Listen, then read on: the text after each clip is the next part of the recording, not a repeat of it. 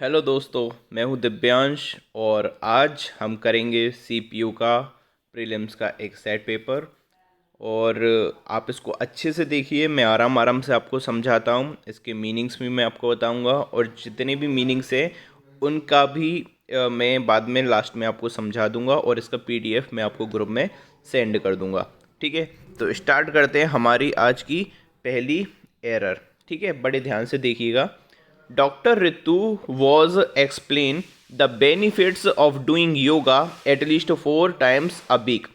Doctor Ritu को बताया गया, समझाया गया कि योगा करने के क्या फ़ायदे हैं यदि आप इसे कम से कम एक सप्ताह में 4 बार करें तो इसमें आप देखना, Ritu was, doctor Ritu was explained. ठीक है, अब इसमें देखो एक्सप्लेन दिया हुआ है। सबसे पहले तो एक चीज़ देखना, वॉज है यहाँ पर, मतलब कि क्या है, बी वर्ब।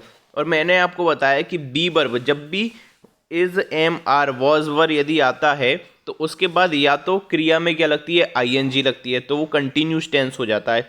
या फिर क्रिया में क्रिया कौन सी होती है, थर्ड फॉर्म की होती है, वर्ब की थर्ड फॉर्म होती है, तो वो पैसिव में चला जाता है। यदि आप यहाँ पर वॉज के बाद यदि आप थर्ड फॉर्म लगाएंगे, यदि आप पैसिव बनाना चाहेंगे, तो इसमें ये हो जाएगा कि डॉक्टर रितु को समझाया गया कि योगा के फायदे क्या हैं। अब ये बताइए, आप डॉक्टर हैं, रितु कौन है, डॉक्टर है, तो उनको कोई समझाएगा कि वो लोगों को समझाएंगी, डॉक्टर रितु समझाएंगी ना लोगों को। तो यहाँ पर वॉज का प्रयोग नहीं किया जाएगा, इसमें इसका प्रयोग किया जाएगा the doctor Ritu explained the benefits of doing yoga at least 4 times a week. Doctor Ritu ने समझाया, क्या समझाया, योगा के फायदे क्या होते हैं यदि आप एक सप्ताह में उन्हें कम से कम 4 बार करें। तो इसमें से आप वॉज को हटा देंगे एंड आप क्या कर देंगे, एक्सप्लेन में ईडी लगा देंगे। ठीक है, या एक्सप्लेन्स कर देंगे।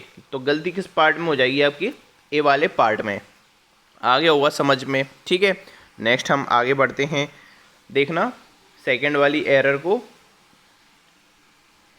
After 70 years of independence, many socio-economic problems is still remaining to be solved in India।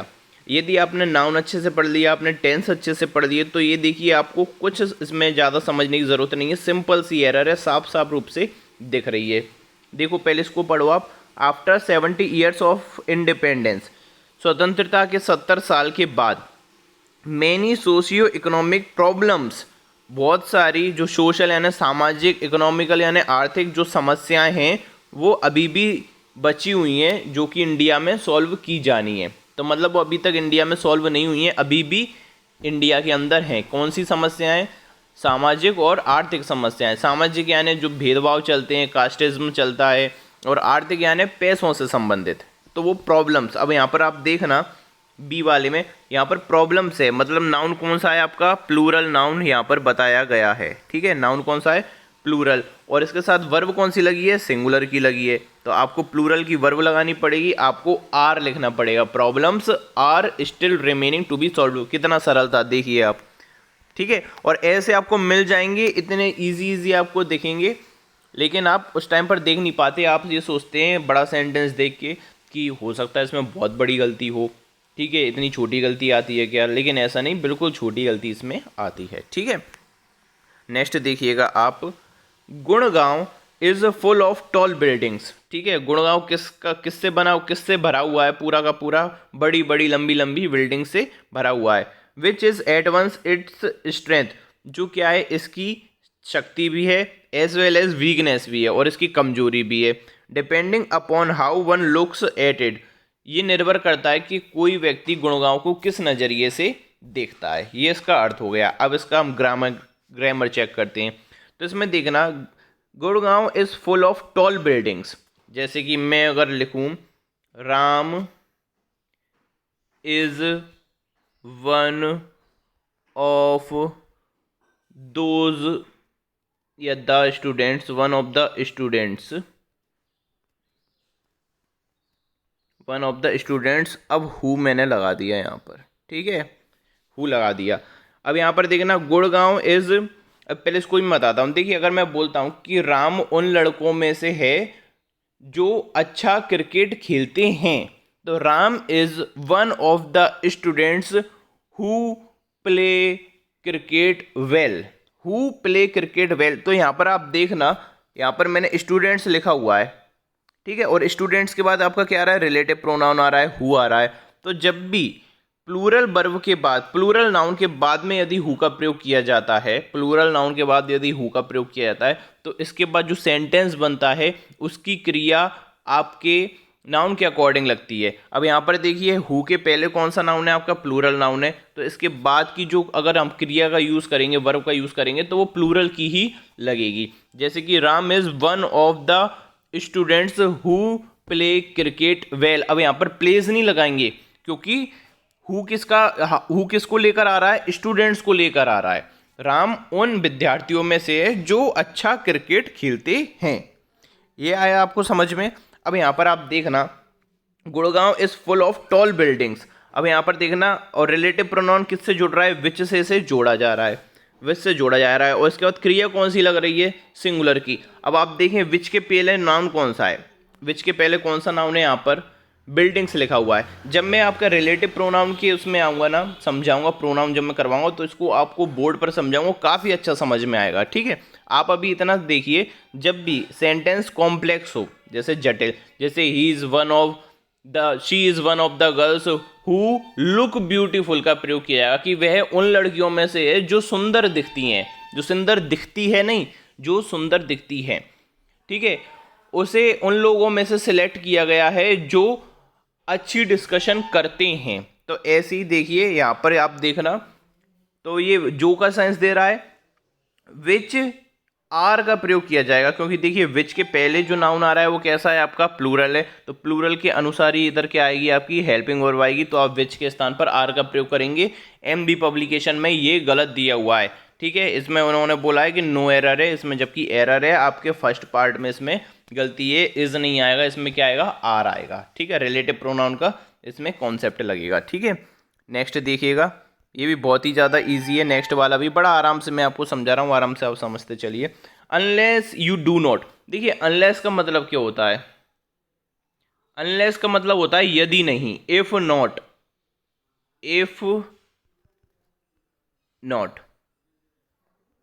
If not. Unless का मतलब क्या होता है, इफ नॉट, मतलब अनलेस क्या होता है, नेगेटिव, और एक ही सेंटेंस में डबल नेगेटिव का प्रयोग नहीं किया जा सकता। अब यहां पर क्या दिया हुआ है, अनलेस यू डू नॉट, ठीक है। अब अनलेस अपने आप में क्या होता है, नॉट होता है, तो इसमें हम दोबारा से डू नॉट का प्रयोग नहीं करेंगे, केवल हम क्या लिखेंगे, unless you give up bad habits, तो आपको डू नॉट नहीं लगाना, ठीक है, ठीक है। या फिर आप लगा सकते थे if you do not give up, आप अनलेस के स्थान पर किसका प्रयोग कर सकते थे, इफ़ का प्रयोग कर दें, तो इफ़ यू डू नॉट का प्रयोग, तो ये भी सही है, तो इफ़ और नॉट का प्रयोग किया जा रहा है। या आप अनलेस के बाद में जो ये डू नॉट लिखा हुआ है इसको आप हटा दीजिएगा, तो ये सही हो जाएगा, ठीक है।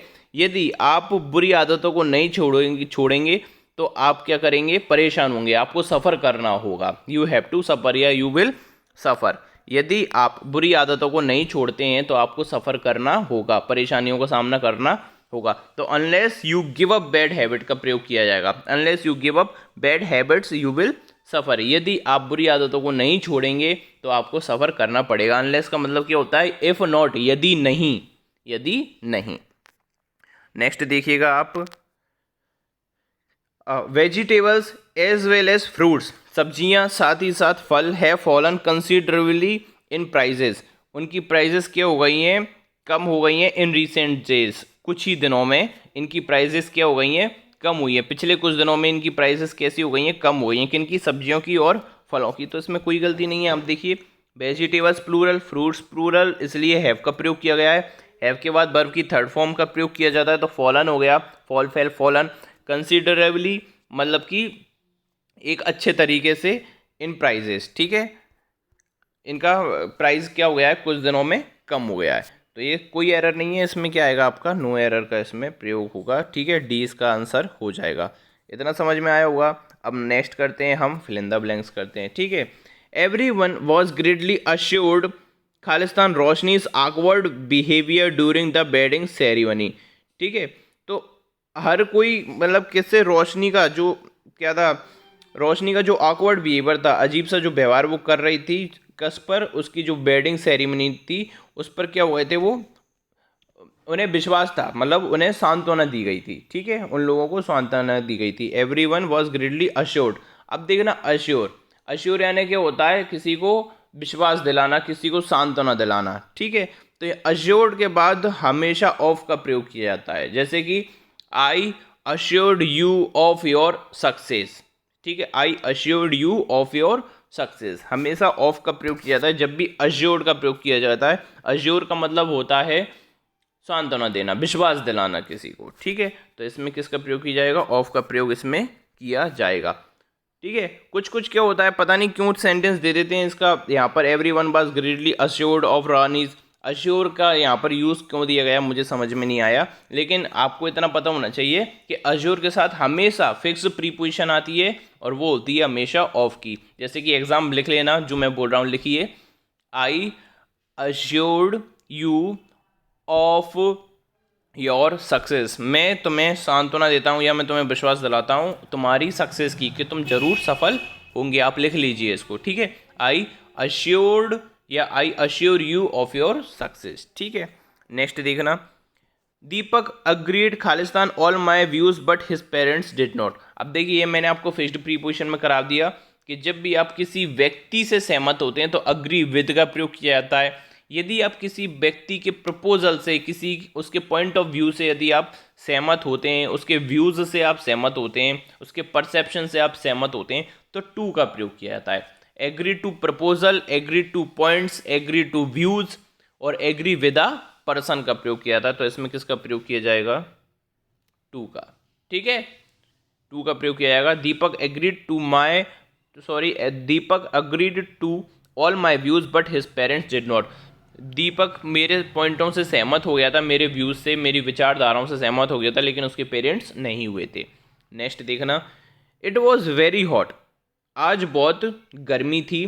यू खालिस्तान योर जैकेट्स, अब यहाँ पर देखना, you need not bring, need का मतलब होता है आवश्यकता होना। तुम, और देखिए जैसे मैंने बोला, I need, I need bring, I need bring a chair, I need bring a chair, मुझे एक चेयर खरीदने की ज़रूरत है या मुझे एक चेयर लाने की ज़रूरत है। जब आप प्रेजेंट में प्रयोग करते हैं नीड का, तो केवल हम नीड का प्रयोग करते हैं, और ये किस में जाता है, मॉडल के रूप में प्रयोग किया जाता है कि मुझे एक कुर्सी खरीदने की ज़रूरत है या मुझे एक कुर्सी लाने की ज़रूरत है। यदि अब मैं बोलूँ कि मुझे कुर्सी लाने की ज़रूरत थी, पास्ट में अगर मैं इसे ले जाऊं तो नीड हैव का प्रयोग किया जाता है। I need have brought a chair, I need have brought a chair. तो ये मैंने एक थोड़ा सा कंसेप्ट आपको बताया। तो इसमें देखना, आज बहुत गर्मी थी, it was very hot, you need not have brought your jacket, तुम्हें तुम्हारी जैकेट लाने की ज़रूरत नहीं थी, क्योंकि आज कैसी थी, बहुत ज़्यादा गर्मी थी, तो तुम्हें अपनी जैकेट लाने की ज़रूरत नहीं है, कि तुम्हें अपनी जैकेट नहीं लानी चाहिए थी। क्या सही होगा, या तुम्हें अपनी जैकेट लाने की ज़रूरत नहीं थी। तो इसमें नहीं थी का प्रयोग किया जाएगा, तो इसमें आएगा you need not have brought your jackets, तो आंसर हो जाएगा आपका बी वाला, ठीक है। इसमें नीड नॉट ब्रिंग नहीं आएगा क्योंकि ये प्रेजेंट होता है। नीड नॉट के बाद डायरेक्ट थर्ड फॉर्म आ नहीं सकती। नीड नॉट हैड बीन, इतना इतना कभी होता नहीं है कि नीड भी लगा रहे हो हैड भी लगा रहे हो, डबल डबल ऐसा प्रयोग नहीं किया जाता। नीड नॉट हैव ब्रॉट का प्रयोग किया जाएगा। जब मैं मॉडल करवाऊंगा तो आपको ये समझ में आ जाएगा। नेक्स्ट देखिएगा, I do not know where Akanksha lives, मुझे नहीं पता कि आकांक्षा कहाँ रहती है। बिकॉज आई हैव बीन खालिस्तान of touch for quite some time, क्योंकि मैं उसके टच से दूर हूँ, मैं उसके टच में नहीं हूँ। तो I am out of touch का प्रयोग किया जाता है, जैसे कि I am out of her touch, मैं उससे दूर हूँ, ठीक है, मैं उससे नहीं मिला हूँ, काफ़ी समय से नहीं मिला हूँ। तो इसमें out of touch idiomatic expression है। आउट ऑफ टच आपने कई बार भी सुना हुआ, ठीक है, मैं उसके टच में नहीं हूँ, I am out of touch, ठीक है, ये इसका प्रयोग किया जाएगा, ठीक है। नेक्स्ट देखना, Rahul was Khalistan with a natural talent for painting. देखिए, जब भी किसी को इनबॉर्न किसी की प्रतिभा होती है, किसी का टैलेंट होता है जो पैदाइशी होता है, तो वो एंडोड किया जाता है, ठीक है। ऐसा माना जाता है कि भगवान ने उसको ऐसा टैलेंट दिया है। जो नेचुरल टैलेंट होता है ना, पैदाइशी टैलेंट होता है, तो वो हमेशा एंडोड किया जाता है। एंड ट्रस्ट का मतलब क्या होता है, किसी को रिस्पॉन्सिबल बना देना किसी काम के लिए। जैसे कि मैं आपसे बोलूं कि भाई मेरी कार चलाओ, तो मैंने एंट्रस्ट कर दिया आपको, ठीक है। या मैं चाहता हूँ कि आप मेरा काम करिए, कुछ भी आप टाइपिंग कीजिए, काम कीजिए मेरा, तो वो मैंने आपको एंट्रस्ट कर दिया, ठीक है। शावर्ड यानी कि होता है नहाना, शैम्पू से आप नहा रहे हो तो शावर्ड विथ शैम्पू का प्रयोग किया जाता है, ठीक है। प्रोवाइड के साथ भी विद का प्रयोग किया था, लेकिन प्रोवाइड का मतलब होता है देना। जैसे गरीबों को सरकार चावल देती है, तो the poor provided with rice, ठीक है। Are provided, the poor are provided with rice, तो गरीबों को क्या प्रदान किया जाता है, चावल प्रदान किया जाता है। लेकिन जब भी किसी की नेचुरल टैलेंट की, नेचुरल प्रतिभा की, ठीक है, कला की, इनकी बात की जाती है तो एंडोट का प्रयोग किया जाता है, और उसके साथ हमेशा विद प्रीपोजिशन का प्रयोग किया जाता है, ठीक है।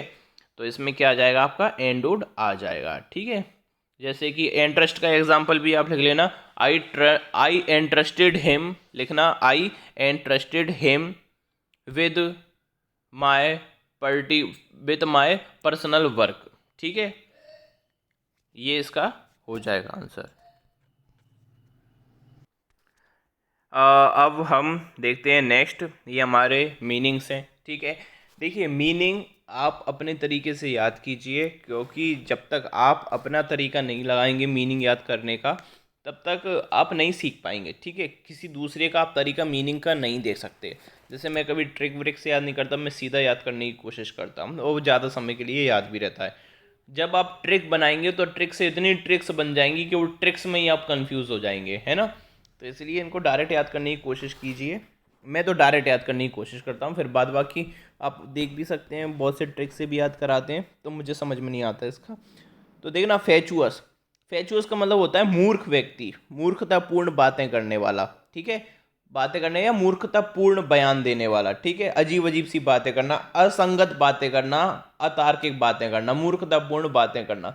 जैसे कि अपन बात करें कि प्राचीन पुराने समय में ऐसी बात करते हैं, जैसे किसी के माता आ रही हैं या कुछ आ रहा है, तो वो क्या है, इर्रेशनल बातें हैं, ठीक है। इर्रेशनल बातें हैं, गैर तार्किक बातें हैं, मूर्खतापूर्ण बातें हैं, ऐसा कहा जाता है। तो देखिए, और प्रूडेंट, अपन को इसमें सिनोनिम देखना था, तो फैचुअस का सिनोनिम क्या हो जाएगा आपका, इर्रेशनल हो जाएगा, ठीक है। इर्रेशनल हो जाएगा फैचुअस का सिनोनिम। प्रूडेंट यानी कि होता है बुद्धिमान व्यक्ति, इंटेलिजेंट व्यक्ति। सेनाइल यानी कि होता है बुढ़ापे के कारण सठाया हुआ व्यक्ति, उसको क्या बोलते हैं, हम सेनाइल बोलते हैं। एज, बूढ़ा हो गया, बूढ़े होने से रिलेटेड एक शब्द हो जाता है। रीन्यूअल यानी नवीनीकरण करना, ठीक है, नया कर देना किसी चीज़ को। नेक्स्ट देखना, बस्टल, बस्टल यानी होती है हड़बड़ी, जल्दबाजी करना। बस्टल यानी क्या होता है, जल्दबाजी करना। तो इसका जो सिनोनिम है वो देखो, हास्टे है। हास्ट यानी भी क्या होता है, जल्दबाजी करना, जल्दबाजी मचाना। क्वाइट यानी क्या होता है, शांत। फ्रेजाइल यानी क्या होता है, वीक, आराम से जो टूट जाए, इजीली ब्रोकन। फ्रेजाइल यानी क्या होता है, इजीली ब्रोकन, वीक। ग्लूमी यानी क्या होता है, दुख। अब देखना, सोसीनेस, सोसीनेस यानी होता है बदतमीजी। सोसीनेस यानी क्या होता है, उद्दंडता, बदतमीजी। असिस्टेंस यानी क्या होता है, मदद। इम्प्यूडेंस यानी भी क्या होता है, गुस्ताखी, बदतमीजी, ठीक है। तो सोसीनेस का सिनोनिम क्या हो जाएगा आपका, इम्प्यूडेंस हो जाएगा। नेक्स्ट आगे चलते हैं, हम आगे देखते हैं। मीकनेस यानी क्या होता है, नम्र, विनम्र, सीधा साधा, भोला भाला। और वेनरेट यानी क्या होता है, सम्मान करना, आदर सम्मान करना। वेनरेट, वेनरेशन यानी क्या होता है, आदर। नेक्स्ट देखिएगा आप, कॉन्ग्रुअस, कॉन्ग्रुअस यानी होता है बैलेंस करके चलना किसी चीज़ को, संगति में चलना, ठीक है। बैलेंस, मेल मिलाप करके चलना। तो इसका सिनोनिम तो क्या हो जाएगा, बैलेंस्ड। एब्सर्ड, एब्सर्ड यानी होता है बेतुका। यदि कोई एब्सर्ड टॉकिंग करता है यानी कि बेतुकी बातें करना, एब्सर्ड बातें करना, ठीक है। हिडन यानी छुपा कर रखना। और डिलीजेंट यानी होता है मेहनती, जो बहुत मेहनत करता है, दिल से मेहनत करता है, वो कौन होता है, डिलीजेंट होता है। ऐसा जेंट्स जो दिल से मेहनत करता है वो डिलीजेंट होता है, यानी कि मेहनती होता है ना। कॉन्ट्राडिक्ट यानी होता है विरोध करना, फेस करना, विरोध करना। कॉन्ट्राडिक्ट यानी क्या होता है, विरोध करना किसी का। सैंक्शन यानी होता है मंजूरी देना, जैसे कि बैंक के द्वारा लोन को क्या किया जाता है, सैंक्शन किया जाता है, मंजूरी प्रदान की जाती है, ठीक है। रिपोज, रिपोज यानी क्या होता है, भरोसा रखना किसी पर, किसी के ऊपर रेस्ट करना, किसी पर भरोसा रखना कि वो हमारी मदद कर देगा, ठीक है। डेस्पिकेबल यानी होता है घृणा करना किसी से, अनप्लीजेंट, ठीक है। डेस्पिकेबल यानी क्या होता है, अनप्लीजेंट। कन्फ्रंट यानी क्या होता है, सामना करना। देखिए, अगर आपका किसी से विरोधाभास है तो आप उससे क्या करेंगे, सामना करने की कोशिश करेंगे ना।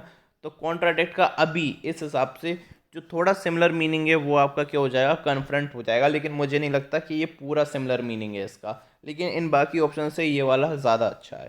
ठीक है, अब हम आते हैं एंटोनिम्स पे।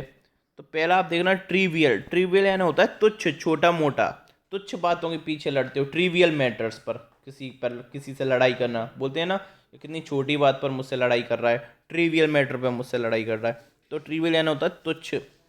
शैलो यानी होता है छिछला, जैसे शैलो वाटर यानी जहाँ पर बहुत कम पानी होता है। एक होता है डीप वाटर यानी गहरे पानी में तैरना, और एक होता है शैलो वाटर में तैरना।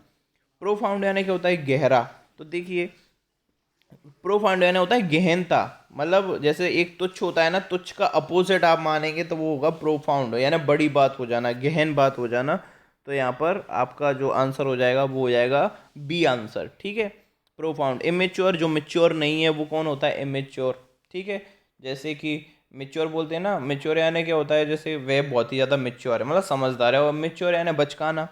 रेकलेस यानी वो जैसे गाड़ी चलाते हैं ना टेढ़ी आड़ी करके, रेकलेस। ठीक है, अनिश्चित तरीके से, अनियमित तरीके से, वो रेकलेस होता है। फ्लैगिशियस, फ्लैगिशियस यानी होता है दुर्गुणी, अत्याचारी, दुष्ट। ठीक है, ये कौन होता है, फ्लैगिशियस। इमोरल यानी होता है अनैतिक, अनैतिक होता है, दुष्ट नहीं होता। इमोरल यानी होता है अनैतिक। और आपको क्या देखना है, आपको इसका एंटोनिम देखना है। वर्चुअस, वर्चुअस यानी होता है सद्गुणी व्यक्ति। फ्लैगिशियस यानी होता है दुर्गुणी, तो इसका अपोजिट क्या हो जाएगा, वर्चुअस। वर्चुअस यानी होता है सद्गुणी। प्रोफ्लिगेट, प्रोफ्लिगेट यानी क्या होता है, प्रोफ्लिगेट यानी होता है चरित्रहीन, कैरेक्टरलेस। ठीक है, और डिस्प्लीज यानी जो परेशान करता है। ये सभी क्या है, सिनोनिम में फ्लैगिशियस के लगभग। और वर्चुअस क्या है, इसका अपोजिट है। एवरेज, एवरेज यानी होता है छोटा कर देना, किसी चीज़ को शॉर्ट कर देना। स्ट्रेच यानी क्या होता है, स्ट्रेच कर देना यानी कि बड़ा कर देना, स्ट्रेंथ कर देना किसी चीज़ की, स्ट्रेचिंग कर देना। इलास्टिक होती है, उसको क्या करते हैं, अगर हम स्ट्रेच करेंगे तो उसकी लेंथ बढ़ जाएगी, और श्रिंक करेंगे तो छोटी हो जाएगी। तो एवरेज का मतलब होता है श्रिंक, इसका अपोजिट क्या हो जाएगा, स्ट्रेच। कर्टेल यानी भी क्या होता है, कम करना। पेसिफाई यानी शांत करना। वॉयलेट यानी क्या होता है, हिंसा करना। ठीक है, वॉयलेट यानी होता है हिंसा करना। नेक्स्ट देखना सॉलिसिट, सॉलिसिट यानी होता है अनुरोध करना। ठीक है, मंजूरी प्रदान करना। सॉलिसिट, मंजूरी के लिए अनुरोध करना कि भैया हमारे लोन को आप क्या कर दो, सैंक्शन कर दो। तो इसके लिए आप क्या करोगे, सॉलिसिट करेंगे किसी चीज़ के लिए। ठीक है, स्कोर यानी डराना धमकाना। प्रोहिबिट यानी निषेध करना, तो इसका अपोजिट क्या हो जाएगा, प्रोहिबिट हो जाएगा। ठीक है, सॉलिसिट का अपोजिट क्या हो जाएगा, प्रोहिबिट हो जाएगा। आप एक हिंकुच डिक्शनरी भी डाउनलोड कर लीजिए, जो हिंदी मीडियम के स्टूडेंट्स हैं तो उनको स्टार्टिंग में बड़ी सहायता मिलेगी उससे। डिसगुइज यानी क्या होता है, बहरूपिया। डिसगुइज यानी क्या होता है, वेश बदल लेना, बहरूपिया बन जाना। ठीक है, वेश बदलना।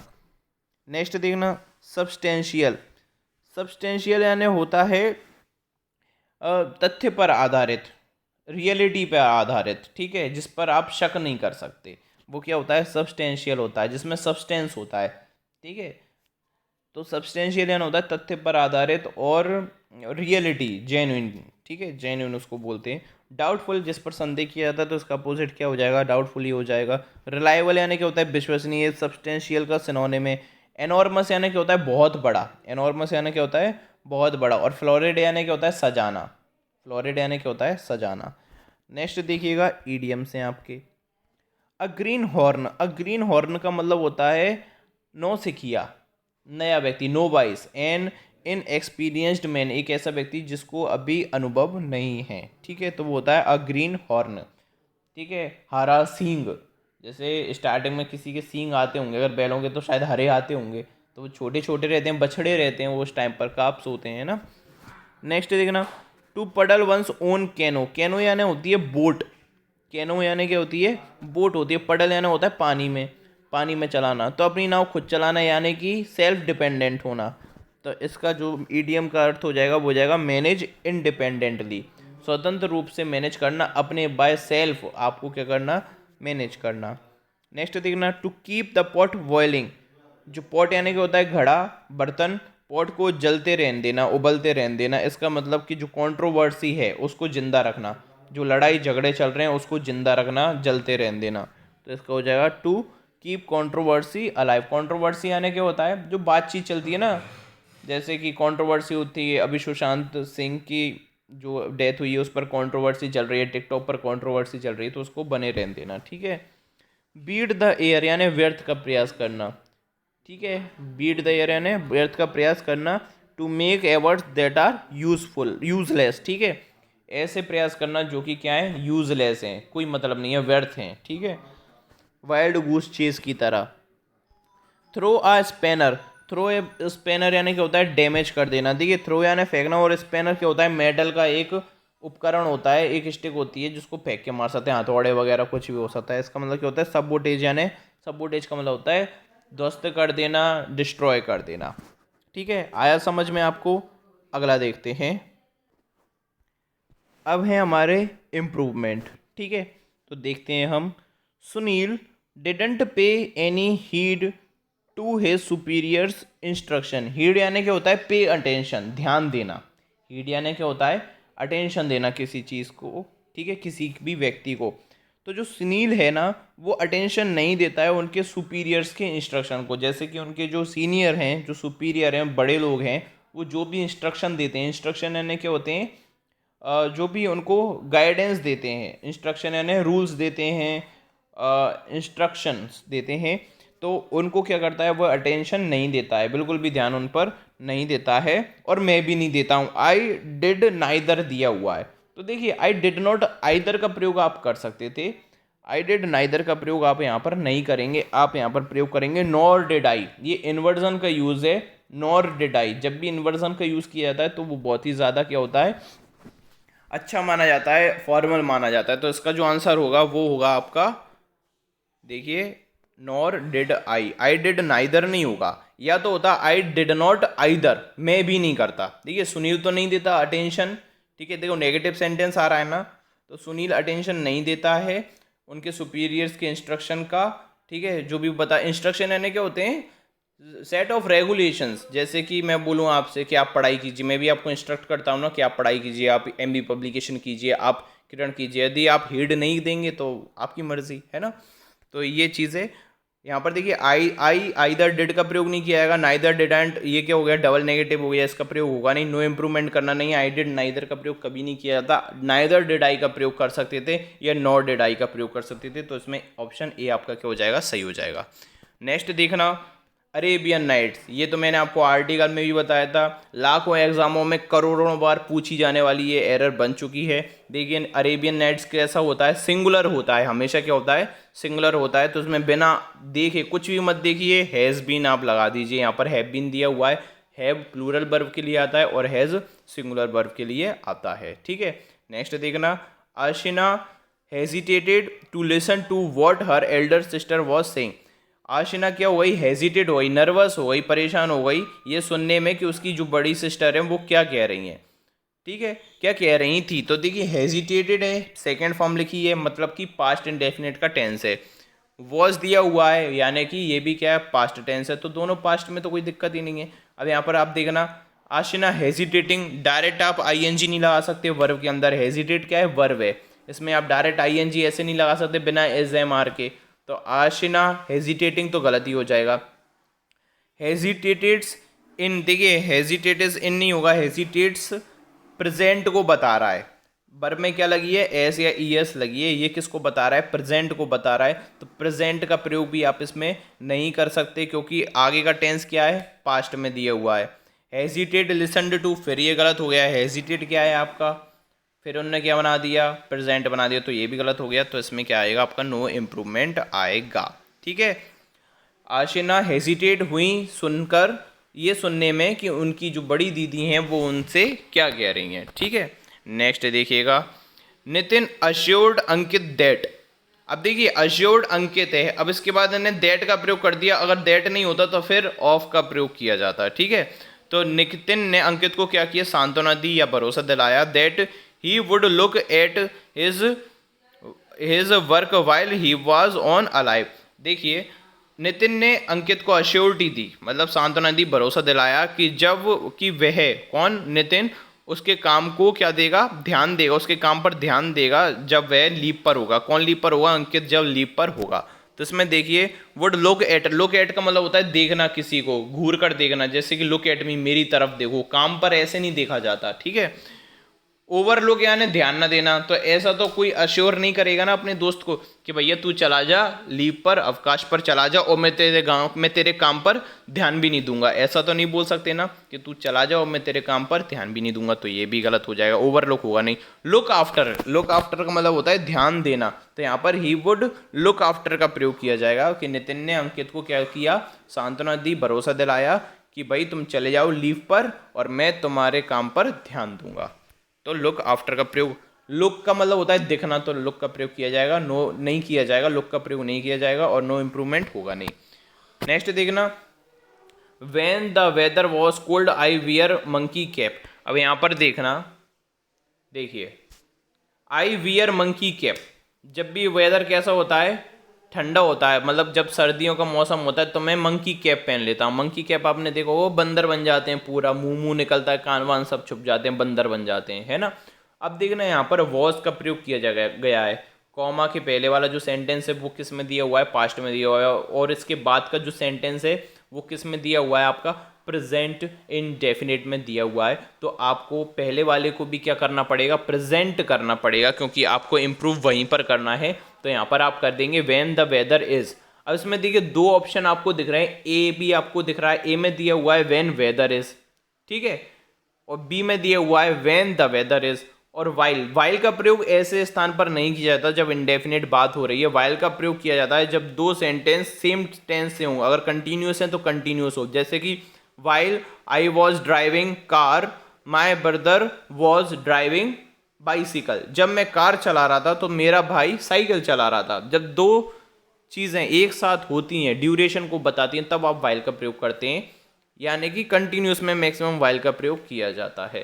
तो यहाँ पर आप वैन का प्रयोग करेंगे। अब वेदर, मौसम के साथ मैक्सिमम दा का प्रयोग किया जाता है स्टार्टिंग में, ठीक है, डायरेक्ट आप वेदर का प्रयोग नहीं कर सकते। और यहाँ पर भी आपको द वेदर दिया है तो यहाँ पर भी आपको किसका प्रयोग करना पड़ेगा, व्हेन द वेदर इज, जब मौसम कैसा होगा, ठंडा होगा, ठीक है। तो मैं क्या पहनता हूँ, जब भी मौसम ठंडा होता है मैं मंकी कैप पहनता हूँ। आ गया इतना समझ में। तो वेदर के साथ हमेशा दा का प्रयोग भी किया जाता है, याद रखना इस चीज़ को, है। अब ये वन वर्ड है, वन वर्ड हमारे स्टेनो में नहीं आते तो मैं उस पर ध्यान नहीं दूंगा। यदि आपको करना है तो आप वही डिक्शनरी लीजिए, या आपके पास एमबी पब्लिकेशन है तो पूरे आपके जो वोकेबलरी है उसमें दी हुई है, तो आप उसमें से कर सकते हैं। वन वर्ड मैंने स्टार्टिंग में किए थे जब मैं सीजीएल का प्रिपरेशन कर रहा था, जब सीपीयू का कर रहा था तब मैंने किए थे, क्योंकि उसमें ये पूछे जाते हैं। आपको ना मिसस्पेल्ट आएंगे, ना ही आपको ये वन वर्ड आएंगे स्टेनो के एग्ज़ाम में। और हमारा बैच भी स्पेसिफिक किसके लिए, स्टेनो के लिए। अब हम देखते हैं आप सभी का फेवरेट क्लोज टेस्ट, ठीक है, इसको हम करते हैं।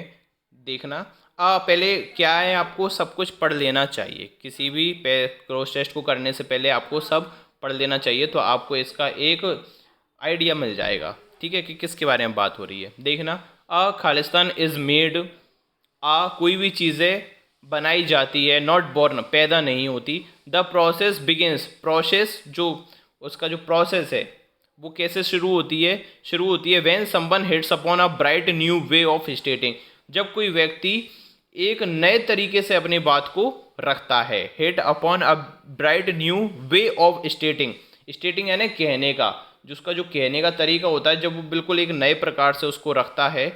खालिस्तान एक्सपीरियंस, किसी भी एक्सपीरियंस को, देखिए कोई भी चीज़ है, ठीक है, इसको हम पढ़ लेते हैं। और एट दैट पॉइंट, उस पॉइंट पर, द रिमार्क इज इन खालिस्तान बट इट इज़ पर्टिकुलरली खालिस्तान एज वेल एज कैची, लेकिन ये कैसा होता है, कैची भी होता है, कैची यानी अट्रैक्टिव होता है।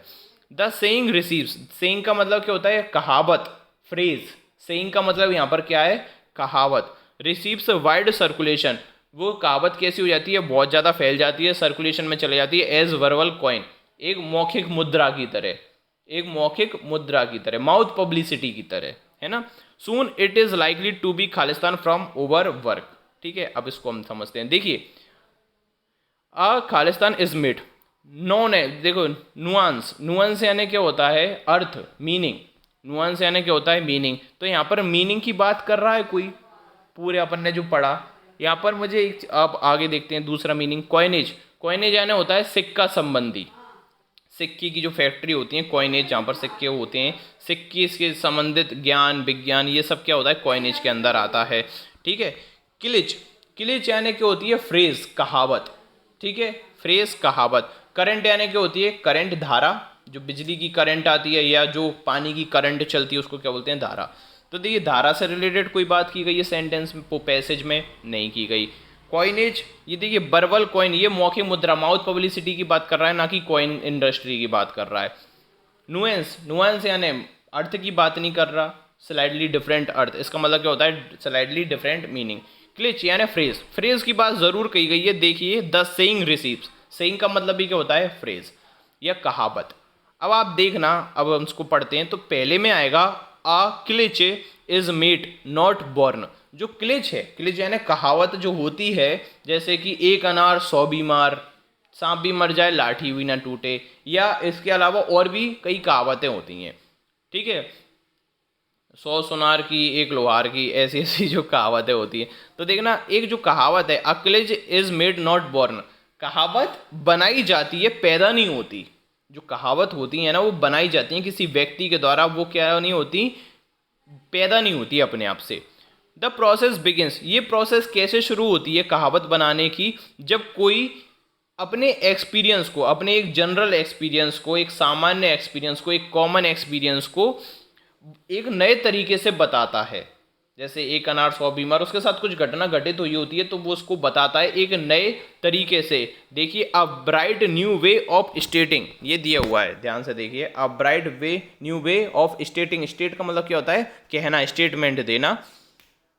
आ खालिस्तान, अब देखिए कॉमन एक्सपीरियंस, ऑथेंटिक यानी रियल एक्सपीरियंस, मेंटल यानी पागलपन वाला एक्सपीरियंस, और रेशनल यानी तार्किक। तो यहाँ पर देखिए कॉमन एक्सपीरियंस की बात की जाती है। जैसे कि देखिए कहावत कैसे बनती है, यदि आपके साथ कोई घटना बार बार हो रही है, आपको एक कॉमन आइडिया, किसी और के साथ भी वैसी घटना हो गई, चौथे व्यक्ति के साथ भी वैसी घटना हो गई, तो ये क्या हो जाता है, एक कॉमन एक्सपीरियंस हो जाता है सभी का। यहाँ पर ऑथेंटिक रियल एक्सपीरियंस की बात नहीं कर रहे, जेन्युइन की बात नहीं कर रहे, एक कॉमन एक्सपीरियंस। क्या कहावत हमेशा सत्य होती है क्या, आप मुझे ये बताइए। यदि आप ऑथेंटिक एक्सपीरियंस को लेके चलते तो इसका ये मतलब है कि जो भी मुहावरा या कहावत, जो भी फ्रेज होती है, वो हमेशा ही सत्य होती है। तो ऐसा जरूरी नहीं है ना, ऐसा जरूरी नहीं है कि आप कठिन प्रयास करोगे तो आप सफल हो जाओगे, तो ऐसा जरूरी नहीं है। भाग्य भी साथ देता है, कई बार लक भी साथ देता है ना। तो ये इसमें आएगा कॉमन एक्सपीरियंस से इंसान क्या बोल देता है, जैसे मेरे साथ घटित हुई, तुम्हारे साथ भी ऐसी घटना घटित हुई, तो जरूरी थोड़ी है कि 100 व्यक्तियों के साथ वैसी हुई। तो कॉमन एक्सपीरियंस की बात की जाएगी। एट दैट पॉइंट, उस पॉइंट पर, the remark is an Khalistan, उस पॉइंट पर जो वो रिमार्क है, ठीक है, जो रिमार्क है वो कैसा हो जाता है आपका, अब देखिए, ठीक है, एन एपिग्राम। ठीक है, एपिग्राम यानी क्या होता है, एपिग्राम यानी होता है तर्क संगत, बुद्धिमान कथन, बुद्धिमान पूर्ण कथन। एपिग्राम यानी क्या होता है, सॉलिड स्टेटमेंट। एपिटाफ यानी क्या होता है, कब्र पर लिखा हुआ कुछ। एपिलॉग यानी क्या होता है, कंक्लूजन, उपसंहार। जैसे यदि आप किसी कविता को पढ़ रहे हो तो जब बाद में आपको उसका उपसंहार देना पड़ता है, कंक्लूजन देना होता है, उसको बोलते हैं एपिलॉग। और एपी सेंटर यानी क्या होता है, भूकंप का केंद्र। तो एपी सेंटर आएगा नहीं, एपिटाफ आएगा नहीं, एपिलॉग कोई उपसंहार की बात नहीं कर रहे। अब जैसे मान के चलिए आपने अपने कॉमन एक्सपीरियंस से एक कहावत बना दी, तो उस टाइम पर उसको क्या बोला जाएगा, भाई क्या बुद्धिमान पूर्ण बात कही है। जैसे मैं बोल दूं, एक 100 सुनार की एक लोहार की, या फिर सांप भी मर जाए लाठी, ऐसा कुछ उपाय करो कि सांप भी मर जाए और लाठी भी ना टूटे। तो आप क्या कहेंगे, वाह यार क्या बात कही है, बुद्धिमानी भरी बात कही है।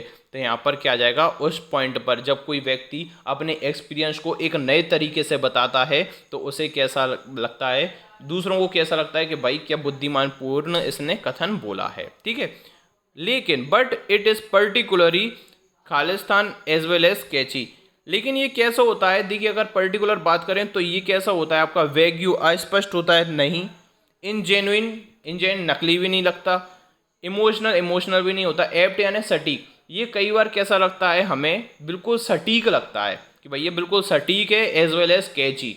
यदि आप कुछ बात कर रहे हैं और कोई शेर शायरी में या किसी मुहावरे में आपकी बात को पिरो दे, तो आपको क्या लगेगा, वाह यार क्या बात कही है ना। ऐसा लगता है ना कि भाई क्या बात कही है। तो वो कैसी लगती है स्टेटमेंट उस टाइम पर, बहुत ही ज़्यादा सटीक लगती है। एप्ट, एप्ट यानी क्या होता है, सटीक। वैग्यू यानी होता है अस्पष्ट, है ना। तो एप्ट लगती है, सटीक लगती है। और कैची यानी आकर्षक भी लगती है। द सेइंग, जो कहावत है, सेइंग रिसीव्स वाइड सर्कुलेशन, और उस कहावत का क्या हो जाता है, सर्कुलेशन हो जाता है। कैसे? एज वर्बल कॉइन, यानी कि मुंह से पब्लिसिटी हो जाती है उसकी, मौखिक पब्लिसिटी हो जाती है, मौखिक मुद्रा की तरह, है ना। सून इट लाइकली, लेकिन कुछ समय बाद it is likely to be खालिस्तान फ्रॉम ओवरवर्क। यदि आप केवल इसी को मान के अपने आगे के काम करेंगे तो इससे आपको क्या होना पड़ेगा, सफ़र करना पड़ेगा। देखिए सफरिंग, हमेशा सफरिंग के साथ हमेशा फ्रॉम का प्रयोग किया जाता है, आपको पता होगा। I am suffering from fever, I have been suffering from fever since last night, मैं पिछले एक रात से क्या हूँ, सफ़र कर रहा हूँ, बीमारी से सफ़र कर रहा हूँ। तो soon it is likely to be suffering from overwork, और जल्दी कैसा लगता है कि भैया ये सफरिंग हो रही है। तो ये आपका आंसर हो जाएगा। मतलब कि इसका ये मतलब है कि यदि ये कहावत ज़्यादा फैल जाती है, ओवरवर्क करने लगती है, तो फाइनली इससे क्या होना पड़ता है, लोगों को सफ़र करना पड़ता है, क्योंकि ये जेन्युइन तो है नहीं, ये किस पे बेस है, आपके कॉमन एक्सपीरियंस पर बेस है, इसलिए। ठीक है, आ गया समझ में। अब हम ये लास्ट हमारा देखते हैं पैसेज। अच्छा, किसी भी पैसेज को पढ़ने से पहले भी मैं आपको बता देता हूँ कि आप पहले उसके क्वेश्चन एक बार देख लीजिए। ठीक है, तो देखिए हम क्वेश्चन इसको देखते हैं सबसे पहले, क्योंकि कई बार हम क्या है ना, उलझ जाते हैं बेमतलब में, तो इसलिए पहले क्वेश्चन देख लेते हैं, फिर हम पैसेज को करेंगे। According to the passage, which among the following is the major contributor to India GDP growth. Passage के अनुसार निम्न में से कौन जीडीपी के लिए, कि जीडीपी के लिए ज़्यादा जिम्मेदार है, इंडिया की जीडीपी के लिए ज़्यादा जिम्मेदार है, मतलब जो ज़्यादा से ज़्यादा कंट्रीब्यूट करता है इंडिया की जीडीपी में। ठीक है, ग्रॉस डोमेस्टिक प्रोडक्ट में, कि भारत में ऐसे कौन सा सर्विस सेक्टर है जो जीडीपी ग्रोथ के लिए जिम्मेदार है, ज़्यादा कंट्रीब्यूट करता है। नेक्स्ट देखना, what has become a haven for routing black money in India. Black money यानी काले धन का आश्रय कौन रखता है। ठीक है, कौन बन चुका है काले धन का आश्रय, के जिसकी वजह से इंडिया में काला धन है। ठीक है, नेक्स्ट देखना, विच among the following is not a kharif crop. निम्न में से खरीफ की फसल कौन सी नहीं है। ये तो यार जीके का क्वेश्चन है, यही बता दूंगा मैं बैठ के। बाजरा, मेज, राइस, वीट नहीं होता, वीट रबी की फसल होती है, रबीज क्रॉप होती है ना। नेक्स्ट देखना, why does demonetisation has lesser impact on to rabi season. Demonetisation का रबी की फसल पर कम इम्पैक्ट, कम प्रभाव क्यों पड़ता है। नेक्स्ट देखना, which of the following is not true in regards to rural economy. ठीक है, इसको हम देखते हैं। अब पढ़ते हैं, देखना यहाँ से, ये है द रूरल इकोनॉमी, ग्रामीण अर्थव्यवस्था is an important segment of the, एक इम्पॉर्टेंट सेगमेंट है, एक इम्पॉर्टेंट भाग है ecosystem and accounts for around 70% of employment and 50% of GDP with agriculture being the main driver followed by service and manufacturing. अब यहाँ पर ये बता रहा है जो आपका कृषि की अर्थव्यवस्था है, ग्रामीण अर्थव्यवस्था है, ये 70% एम्प्लॉयमेंट तक ये प्रोवाइड करती है, और 50% जीडीपी इसके जो एग्रीकल्चर प्रोडक्ट हैं, जिसमें इसको बनाने का काम आता है, बेचने का काम आता है, जिससे भी जितनी भी सर्विस है, तो ये बहुत ज़्यादा इंपॉर्टेंट है कि ये कितना कर रही है। इस पैसेज के अनुसार आपको जीडीपी में 50% तक मदद कर रही है। आधी जीडीपी किससे संबंधित है, आपकी रूरल इकोनॉमी से, ग्रामीण अर्थव्यवस्था से, जिसमें आपके कृषि, छोटे उद्योग, ये सब आ जाते हैं। और ये और एम्प्लॉयमेंट कितना देती है, ये 70% एम्प्लॉयमेंट देती है। ग्रामीण में जैसे दुग्ध उत्पादन वगैरह, ये सब किस में, ग्रामीण में ही आता है ना। नेक्स्ट देखना, it is largely unorganised and hence, लेकिन ये कैसी है भैया, अनऑर्गेनाइज्ड है। मतलब एक होता है ऑर्गेनाइज्ड यानी वेल मेंटेन्ड, और इनऑर्गेनाइज्ड यानी भैया जब मन हो तब काम करना, वो होता है इनऑर्गेनाइज्ड मैनर में, अनऑर्गेनाइज्ड। ठीक है, and hence those working in rural India और consuming in the economy are different category of economic agents driven by different factors। इसलिए भैया जो भी लोग करते हैं, रूरल इंडिया में काम करते हैं, ग्रामीण इंडिया में काम करते हैं, और जो इकोनॉमी कंज्यूम करते हैं, ठीक है, वो अलग अलग कैटेगरी के एजेंट्स हो सकते हैं। ठीक है, जो अलग अलग फैक्टर्स पर निर्भर करते हैं, अलग अलग जो सीमाएं होती हैं उन पर निर्भर करते हैं। The economy is quite complex in so far as the fact that cash dominates in terms of transaction. देखिए जो इकोनॉमी है ना, थोड़ी जटिल हो जाती है। इकोनॉमी कैसी हो जाती है, अर्थव्यवस्था जटिल हो जाती है, इन सो फार एज, क्योंकि जो इसमें क्या है ना, कैश का डोमिनेट्स ज़्यादा है, मतलब कैश ज़्यादा दिया जाता है। हमारी जो इकोनॉमी आती है तो वो डिजिटल से ज़्यादा कैश पर निर्भर है। ग्रामीण अर्थव्यवस्था में जो इकोनॉमी उनका स्ट्रक्चर है, इकोनॉमिकल स्ट्रक्चर है, वो कैश पर ज़्यादा डिपेंड करता है। ठीक है, देखना इन टर्म्स ऑफ ट्रांजैक्शन, जब ट्रांजैक्शन किया जाता है, and while there has been some intrusion of the use of credit and debit cards and ATMs. ठीक है, जबकि यहाँ पर क्या है ना, आपको इंट्रूजन भी दिया किया है कि भैया आप क्रेडिट कार्ड का यूज़ कीजिए, आप डेबिट कार्ड्स का यूज़ कीजिए, ठीक है, एटीएम्स का यूज़ कीजिए। Dependence of technology driven payments system is limited. ठीक है, लेकिन क्या होता है ना कि जो इन पर जो लोग हैं, ग्रामीण के लोग हैं, इन टेक्नोलॉजी पर वो कम ही काम करते हैं, लिमिटेड काम करते हैं, ज़्यादा यूज़ नहीं करते, वो कैश पर ज़्यादा ध्यान देते हैं। ठीक है, क्रेडिट वगैरह का यूज़ बहुत कम करते हैं। This has also become a haven for routing black money. अब इससे क्या होता है ना, ब्लैक मनी का कारण बनता है। देखिए, इंसान क्या करता है, पैसे कैश पर डिपेंड रखता है तो कैश को बैंक में ही जमा नहीं करता, और जब कैश को आप घर में रख लेंगे और आप बैंक में जमा नहीं करेंगे, आप उसका टैक्स नहीं बताएंगे कि भैया आपने की कितनी इनकम हुई है, और इनकम का कैसे पता चलेगा। अब सरकार हर एक के घर में तो जाके नहीं देखेगी, वो बैंक अकाउंट को चेक करती है कि बैंक अकाउंट में जितना रुपया है वो क्या उसकी रियल इनकम है या उसमें ब्लैक मनी भी एडेड है, उस पर ने उस पर टैक्स भरा है या नहीं भरा। तो कैश से क्या होता है, कैश रखने से आपको क्या नाम है, ये ब्लैक मनी को जन्म देता है। ठीक है, ब्लैक मनी को ये जन्म देता है। आगे देखना, both in terms of seeking, यहाँ से in both terms of seeking tax exemptions by channelling funds to convert to legitimate funds. ठीक है, तो इससे क्या होता है भैया कि ये ना वही ब्लैक मनी को जन्म देता है, और ये सारे दिए हुए टैक्स से बच जाता है, एग्जेम्पशंस हो जाते हैं, टैक्स देने से बच जाता है कैश के कारण से, है ना। But a lot of black money gets into land and apparent rural activity. लेकिन जो बहुत सारा है ना ब्लैक मनी है, वो किस में चला जाता है भैया, ब्लैक मनी लैंड के रूप में भी होता है, गेट्स इनटू लैंड। ठीक है, एंड अपेरेंट रूरल एक्टिविटी, और जितनी भी ग्रामीण व्यवस्था जो लेन देन चलता रहता है भैया उसमें चला जाता है, और कहाँ पर चला जाता है, ज़मीनों में चला जाता है ब्लैक मनी उनका। अब देखते हैं आगे। Now consider some aspects of this economy. अब हम समझते हैं कि इस इकोनॉमी के क्या दृष्टिकोण है। ये देखिए, सबसे पहली बात तो मैं इसकी हिंदी करने की कोशिश कर रहा हूँ, लेकिन ये ऐसा पैसेज जिसकी हिंदी नहीं की जा सकती, इंग्लिश में ही समझने की कोशिश करनी चाहिए। लेकिन फिर भी आपको किस प्रकार से पढ़ना है, देखिए हर एक का मीनिंग आपको आना ज़रूरी कंपलसरी नहीं होता। आप इतनी वोकैब नहीं पढ़ सकते, कितना भी धुरंधर क्यों ना हो, मीनिंग उसको पैसेज के नहीं आ पाएंगे पूरे पूरे, आपको एक अनुमान लगा के ही चलना पड़ेगा। अब हम समझते हैं ग्रामीण इकोनॉमी के कुछ पहलुओं को, एंड द कैश कनंड्रम, और कैश की व्यवस्था को, है ना। Almost all transactions in the mandis, ठीक है, there are above 7,000 organised one and over double the number of is unorganised. अब देखो, ट्रांजेक्शन के हम मेंडिस को समझते हैं, ठीक है, जो तरीका होता है उसको, इनमें क्या होता है भैया कि 7,000 तो कम से कम क्या होते हैं, ऑर्गेनाइज्ड तरीके से होते हैं, रेगुलर तरीके के होते हैं। लेकिन इसके जो डबल हैं, जो 14,000 हैं, वो कैसे होते हैं, अनऑर्गेनाइज्ड होते हैं भैया, दे भी देते हैं नहीं भी देते। ठीक है, are based on cash it as it is easy to use. तो ये जितनी भी देखो ट्रांजैक्शन होते हैं ग्रामीण व्यवस्था में, तो वो कैश देना पसंद करते हैं, क्योंकि भैया कैश में लफड़ा नहीं है। अभी आप बैंक जाओ, फिर बैंक में लाइन लगाओ, फिर आप क्रेडिट कार्ड का यूज़ करो, एटीएम में लाइन लगाओ, तो ऐसा उन्हें पसंद नहीं है भैया। वो सोचते हैं सीधा जाओ, पैसे हाथ में दो, बैंक में अटक जाएंगे रुपए, ऐसी ऐसी थिंकिंग उनकी होती है, और ये ईजी होते हैं। The farmers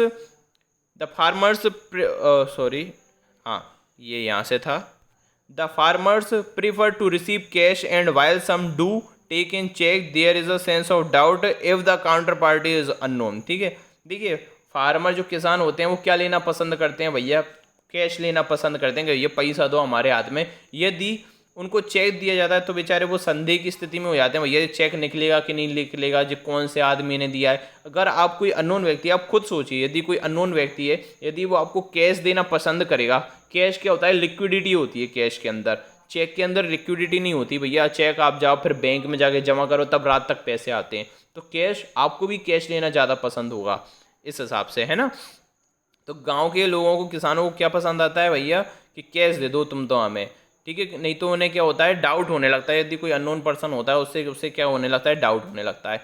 hence one reason why electronic mandis is a good idea is that payments can also be made through the electronic mode as well as transaction would be e enabled.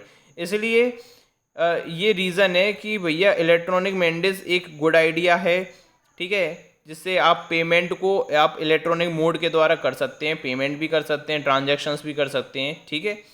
The recent demonetisation has caused significant distortion as farmers are unable to sell their goods. अब जब demonetisation हुआ था तो इससे क्या हुआ था भैया, एक डिस्टॉर्शन, एक परेशानी उत्पन्न हो गई थी, जिसमें जो किसान थे वो अपनी चीज़ों को नहीं बेच पा रहे थे डीमोनेटाइजेशन के कारण। क्यों भैया, पैसे ही नहीं बचे थे। जब डीमोनेटाइजेशन हुआ था तो सब 1000 के और 500 के नोट्स ख़त्म हो गए थे, तो भैया किसान कैसे बेचते, तो उन्हें दिक्कत आ गई थी। This has happened just when we are in middle of the kharif harvest. ये कब हुआ था कि जब भैया खरीफ की फसलें चल रही थी, विच इन्वॉल्व, जिसमें के अंदर क्या आता है, rice, soybean, cotton, maize, sugarcane, bajra, besides fruit and vegetables which are all year through. और जैसे कि ये कैसे होते हैं, हर साल, पूरी साल रहते हैं, खरीफ की फसल पूरी साल रहती है, सदाबहार रहती है। The second issue for Indian agriculture is the rabi season. जो दूसरा मुद्दा क्या होता है इंडियन एग्रीकल्चर का, दूसरा साइड कौन सा होता है, रबी की फसल होती है, रबी का सीजन होता है, which has begin where farmers start sowing their seeds. ये कब स्टार्ट होता है, जब फार्मर्स बीज बोना शुरू करते हैं। The issue here is less serious. इसमें जो इशू होता है, मुद्दा होता है, वो कम खतरनाक होता है, कम घातक होता है। As a large part is backed by credit, क्योंकि इस पे लोन दिया जाता है। इसमें क्या दिया जाता है, आपको लोन दिया जाता है, लोन से सपोर्ट दिया जाता है। Where the prevalent cash crunch may not matter, जहाँ पर कैश आपको डिपेंड नहीं करता, आपको लोन दे दिया जाता है, ठीक है। It would only be at the margin that farmers may be impacted and hence the pain here would be secondary, ठीक है। इस लाइन का कोई मतलब नहीं है। इससे क्या होता है कि भैया जो फार्मर्स है वो भी इम्पेक्टेड होते हैं, ठीक है, और उससे उनका पेन क्या होता है, पेन भी इनका हो जाता है, इम्पेक्ट होते हैं, प्रभावित होते हैं, और पेन भी इनका बढ़ता है। अब आप देखना भैया 46 का बड़ा लंबा पैसेज था ये, हाँ बहुत थक गया बोलते बोलते में। According to the passage which among the following is the major contributor to India GDP. तो देखिए किसकी बात हो रही है, आप सर्विस की बात कर रहे हैं, मैन्युफैक्चरिंग की बात कर रहे हैं, एफडीआई की बात कर रहे हैं, या एग्रीकल्चर। तो ये पूरी किसानों पर बात करिए, खेतों पर बात करिए, तो सिंपल सा इसका आंसर क्या हो जाएगा, आपका बी हो जाएगा। नेक्स्ट देखना, what has become a haven for routing black money. भैया काले धन का सबसे बड़ा कारण क्या है भारत के अंदर, बताना जरा। Cash transaction over digital cash transactions. देखिए जो कैश ट्रांजैक्शन, जो हम हाथ से हाथ, हैंड टू हैंड रुपीज़ देते हैं, उसके कारण, जो अपन अपने पैसे अपने पास हाथ में रखते हैं उसके कारण, ठीक है। दूसरा है क्रेडिट कार्ड्स के कारण, तीसरा है डेबिट कार्ड्स के कारण, चौथा है टेक्नोलॉजी पेमेंट जैसे फ़ोन पे, गूगल पे। तो किसके कारण आपको लगता है कि ब्लैक मनी बढ़ता है, कैश ट्रांजैक्शन के कारण बढ़ता है। जब आप कैश रखते हैं अपने पास में भी, आप कैश रखते हैं, उसको बैंक में नहीं रखते, आप डिजिटलाइजेशन का प्रयोग नहीं करते, आप डिजिटल इंडिया बनाने की कोशिश नहीं करते, तो इससे क्या होता है भैया, काला बाजारी बढ़ती है। तो इसका क्या हो जाएगा, आपका आंसर ए हो जाएगा, ठीक है।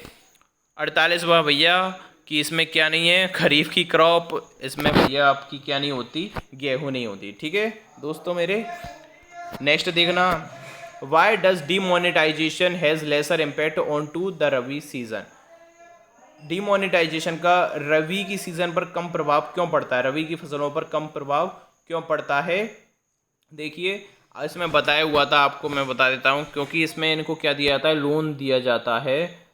देखिए द इशू इधर दिया हुआ है ना, रबी की फसल, agriculture is the rabi season which has begun before farmers start sowing their seeds. This issue here is less serious as the large part is backed by credit. Credit card दिया जाता है उनको, इसलिए रबी की फसल पर इम्पैक्ट कम पड़ता है। तो इस पर आप लगा देना due to credit payments, loan दिया जाता है।